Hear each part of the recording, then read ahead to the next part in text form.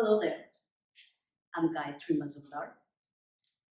And before I begin, I'd like to thank Prajnya, Srilata, and Swarna of the Four Good Words for giving me this opportunity to be part of this really incredibly important and laudable project. I wish you all the very best. So, a little bit about myself.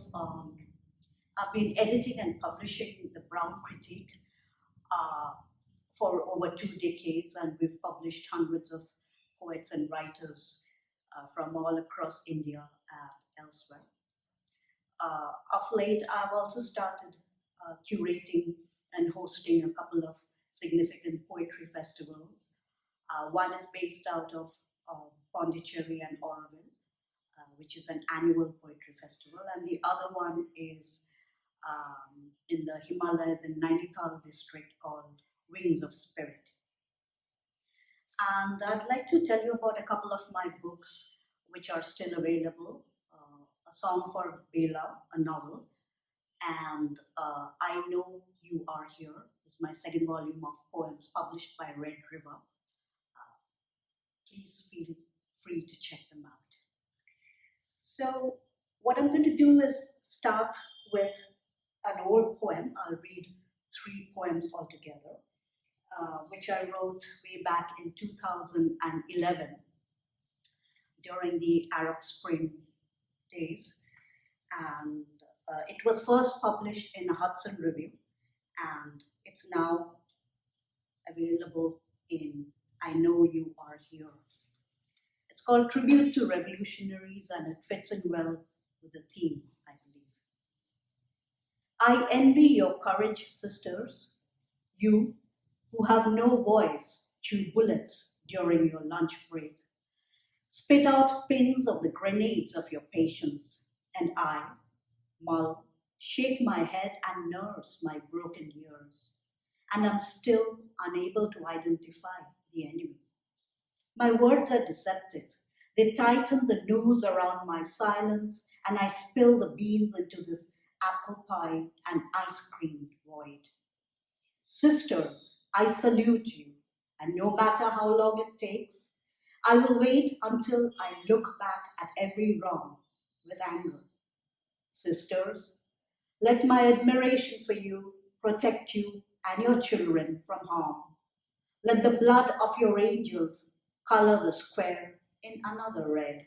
Let the chanting raise the prisons filled with the fearful to the ground. Where, how do I begin? Where is the hammer, the sickle, the tools I can work with tonight? The only possession I can work with bears the number of a soldier drafted in someone else's war. I revolt, sign petitions, write slogans, but they have, some say, plans to bomb the bases after the aerial recce, survey the air and water we breathe, and feed us leftovers of some superpower's gallantry. Sisters, do not take shelter from the storms that will rise and wreck the smirks of those who storm the waking hours of men and women who wait and cannot hope, who sleep in a 10 by 12 room, sharing it with 10 other men near New Delhi station for rupees 500, and others who have no darn idea of how words can empower. Some of them can even read. Or take the 9 a.m. metro or bicycle to work. You stand up to the dirty scrounged sisters, burst into light and a song, reclaim the square for us who have succumbed to the morphine-induced painlessness, happiness, some say, numb, unable to shed this thick skin or tears. I wait there with you behind your eyes, borrowing your strength and promise not to fail. Outside the square, there is space where all your tears will feed a million stars. My sisters, Stand your ground, your water and fire. We will shove out this thing blocking our view together. We need no guns, no arrows, no stones to blow their cover, and golden chewed paper crowns.